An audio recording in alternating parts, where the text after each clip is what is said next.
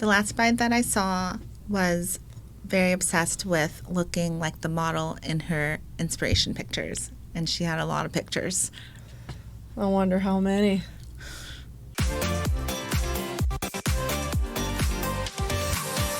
Practically every model on every website or every wedding dress magazine cover looks impeccable.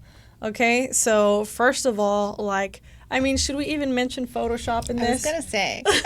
There are so many apps out there these days. You don't even need a whole software suite, right, to even do photo editing stuff. So it's just on your phone and everything. But every once in a while, we do have those brides that come along and they expect that they will look exactly like the model. So let's hear about your last bride that you had.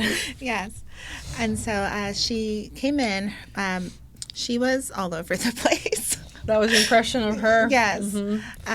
She had a lot to say, and she was just she made me a little anxious because of how she was. Yeah, it's a just thing. feeding off that energy. The dress that she had, it was beautiful. It was a A-line dress with a really wide skirt.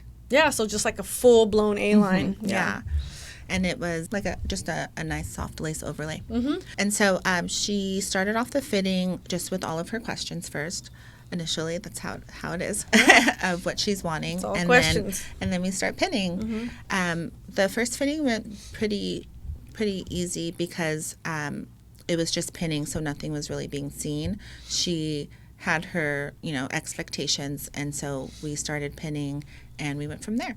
So the second fitting, when she returned to approve alterations, she started getting into the details of it all because she would always have her phone with her, and she, I think, was looking at the picture. I didn't look over her shoulder to see what was on the phone. The phone was attached to her hip. Right.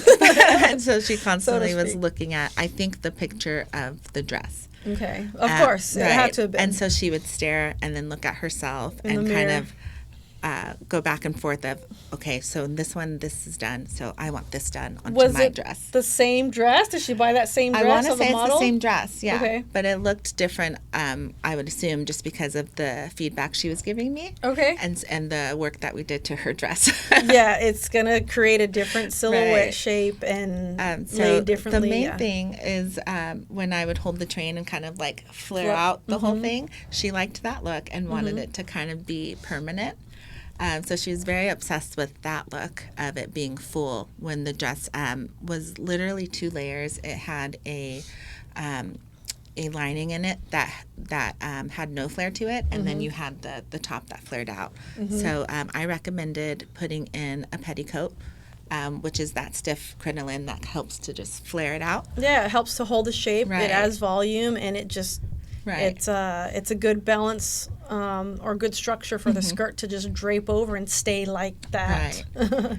And she agreed to have that put in, but that took 2 fittings to have her decide to do that. So it's custom built in. Right. But she was, from the very beginning, a very undecisive bride. So she needed a lot of time to think about it. She went back and forth with a lot of the alterations before she approved. So she continued, and she was still very, I would shake because she was literally doing that. I can feel you shaking right now on the table. She was doing that the entire fitting, and she was still very vocal. She had a very bubbly personality, so she didn't come across as rude or anything, but she was just very anxious, which vocal's made me anxious. Of course. And so we continued, and she kept looking at the picture, and then she started showing me pictures, and she said how, this is the look that I'm going for, but it was a different dress. She showed me a picture of different bustles that she was interested in, which were different dresses. And so just letting her know, of course, I show you what it looks like pinned, and then she approves. But it wasn't looking like the picture. So she literally had her phone attached to the hip. Right. It was like a pistola, where she would whip it out, and every time you show her something, she yeah, right, and just she would fire her next round with another picture. And she was like, "Why doesn't it look like this? Can I have it like this?" Yeah. So we're at the second fitting. She's approving the straps and taking it in, and she keeps kind of fidgeting with her dress and moving it around. The fidget. And so when we're looking at different angles, she's complaining of like, well, why does it look like this? Why can't it look like this? And so then when she drops her hands, I position the dress appropriately to her, and then she goes, and then she goes, "Oh, there it is." Of course, it just appeared. Right. Yeah. And so it was kind of like that back and forth for a while because she kept moving in a certain way and then thinking she needed an alteration, and the alteration was done, and then when she wore the dress correctly, it would fall into place of her vision. And so it was back and forth that for the next two fittings. We added the petticoat. She fell in love with that, but her vision was still clouded because it wasn't cut yet, and so she couldn't see the full look. It came to the final fitting, and I got a text message from her saying, "Can we hold off on the bustle? I want to come in and have you do it on site." Yeah, so the bustle is just where we connect the train up into the skirt of the dress for the reception. So, and there's different ways to do it, but we have like kind of a standard way because we like to do it elegantly. So. Yes. And I'll say, too, that the front of the dress was pretty simplistic. So just kind of a straight, more so in the front. Yeah, and then the back was like a deep V. Okay. And so everything was approved in the front, and so it was basically the back of the dress is what she kind of set her details in. And so she just didn't like how it looked, and she kept referring to a picture that was not the dress. That doesn't help. Not and really. So I mentioned that because we took it in, the dress is sitting a certain way because of the arch of her back. Yeah, different angle for sure. And that's what she finally was like, oh. That was her aha moment that she couldn't get the dress to look like the picture because of the way her back was. So you came to that conclusion. Right. Oh, okay. Finally. That helps.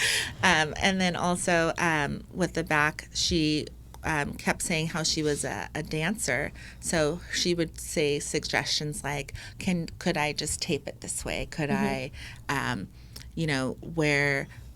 she was used to a lot of hook and eyes and dance clothing, so she was like, "Can you throw all those on there in the back?" Okay, sure. Right. And so with those recommendations, I just let her know the limitations with the back of the dress. And then when we did complete the back, we did add, I think, 2 hooks to the back. Just so that it was just a little bit more tailored. She did come to terms with that the dress was going to stay that way and not be similar to a photo, but she couldn't come to terms with the bustle. She wanted it to be exactly like the picture, which was a different dress. Going to the bustle, which is a different part of the dress, plus off of a reference picture, which is a different dress. Right. And okay, so it's kind of a little twist in our story here. So then, and this was a final fitting where she did previously approve a French bustle, but then texted me to say, "Can we hold off and you show me different options of this French bustle?" Because her train was very wide and long. She never sent the picture. She would always just show it to me. She showed me like 3 different angles of it, and so then I asked to see what it looked like with the dress down, because the dress picture was always the bustle. The train was not the same. It wasn't, and I think that she thought it was. So it was her going through pictures and me just kind of going off of those pictures, letting her know why it was different.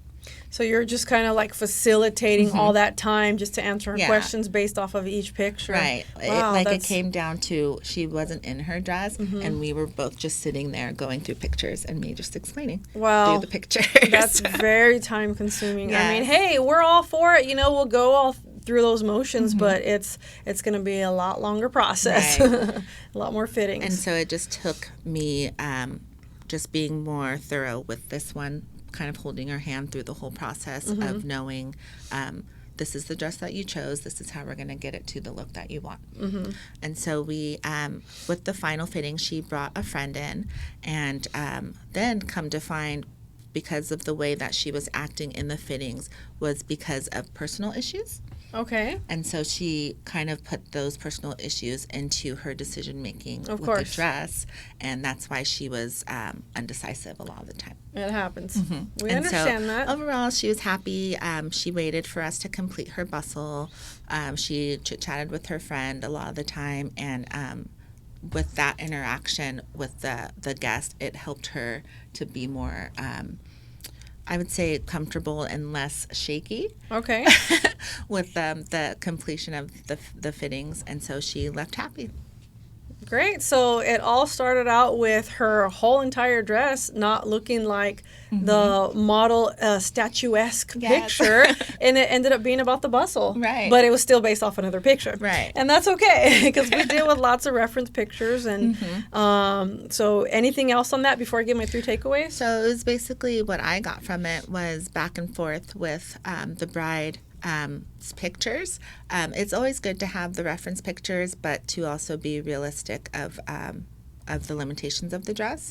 And so overall, I feel like I was being that person for her to let her know of all of, like, answering all of her questions. Being her guide. Right. And so that she was able to just get what she was looking for.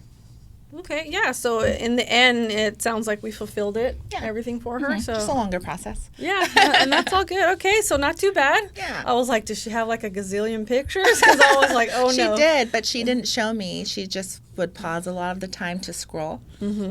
Okay, so the pausing, the scrolling, and then the time still ticking. So, Yes. all right. So for my 3 takeaways, okay. You are a bride. A model is a model. Okay? You may look like a model, and there's lots of different kinds of models out there, and that's great because we love everything glitz, glam, and beauty and all that good stuff. So we're totally for it. But I can tell you so many times where I could literally see photoshopped pictures on like websites, magazine covers, everything. Like you could just tell there is no way that this gown would be that flat. Right. You don't see any wrinkle. You don't see any curve, no texture. Yes. It's like the gown is flat. It almost looks like a cartoon, you know, like animated. Yeah. And it's like there is no way that that hasn't been touched up by Photoshop or something. Yeah. So bear in mind that as a bride, it's great to get inspiration from pictures and from different models, whether they're on Pinterest or Instagram. But there's only so much that, first of all, that you'll be in control of, and there's only so much your tailor or seamstress will be in control of. We can't always take things literal when it comes to a model because sometimes reference doesn't mean you're going to make it, that your tailor is going to make it exactly like that. It's a reference. Yes. So that means that it's going to come out probably 50 to 75% differently Right. because that's happened most of the time. So it's just a reference doesn't mean give me that exact swoop or give me that exact curve. It's just a reference. So just be mindful of that as far as looking at models' pictures, okay? So the second takeaway here is for the way that the dress functions. Because we're girls and most of us have at least a tiny bit of a curve, if not, you know, some others have been blessed with more curves, right? Whether they wanted them or not, it's like I always say, we'll enhance the curves you already have or give you curves that your mama never gave you, right? Yeah. So in this one, for the second takeaway, your dress is going to move and it's going to look slightly different at different times. I know sometimes it's like, even like wearing a bra, sometimes you got to get in there and you got to Yeah. lift and you got to adjust the girls, right? So when you're doing all that adjusting, it's like your gown could look like it had a higher neckline, but Right. if you pull it down and adjust the girls properly, they're like, oh, it's actually a lower neckline. It's all in the movement. It's all in the functionality. It's all in the adjusting. So just know that every time that you have movement in your gown, something could look a little bit different. Even brides that have like full A-line gowns or even ball gowns, their skirt lots of times won't look as full or as Right. narrow in the pictures. I'm like, that all happened in the same day because it's the wedding day. Yeah. But you're like, is that a different dress? It just depends on how the angle and how you're moving in the gown, especially if you have a gown that's super fitted to you, like a body contour dress, like fit and flare, mermaid, trumpet. It's going to kind of like ride up a little bit in the body area, and that's normal. And then you'll just have to pull and shimmy back down. That's what we do with our brides. So, but things will look different, okay? So we can't always take it literal, like the way that you're standing in the mirror in the fitting room at the tailor shop, it's going to forever just perfectly look like that. Yeah. There are things to help maintain and structure things to keep them in place, such as like the petticoat that you added in to hold that structure, but not for everything that's on your dress. Right. So the third takeaway is moral support. Please have moral support in any situation. It doesn't matter what kind of bride you are, referring to more specifically, like if you're independent or not, like if you can do everything on your own, go dress shopping on your own, choose your own gown, if you're very decisive. Moral support will help you in so many ways with so many things that maybe even things you never even thought of. And, you know, to be quite honest, I'll tell you, I absolutely, you know, appreciate when our brides bring in at least one person. Yeah. Because if they do, it's kind of like we can kind of help see it from a different angle if the one person's advocating for the bride. Yeah. But they're still kind of on our side as well. It's Yeah. not like they're against us. It's just like, hey, is this like, let's get a second opinion and let's ask the person that you brought, you know, your guest. And so that actually really helps both of us. It helps you as the bride, and it helps us as the tailorettes, as we like to call ourselves. So that way we both working together, we don't feel like we're just stuck. So it's always good moral support. Is there anything you want to say about moral support on your end? You're my moral support. Yeah, there you go. I was like, oh, that was a surprise. But yes, you are my moral support too. Yeah, So it's, I think everybody should have that. Yeah. So, and I can tell you, building this business and working with brides, which we absolutely love, but it does come with its challenges, and we both need, I was like, moral support. So there's our little headphone ear bump and a little hug. Yeah. So, moral support is your best friend, and probably the person you bring could even be your best friend too.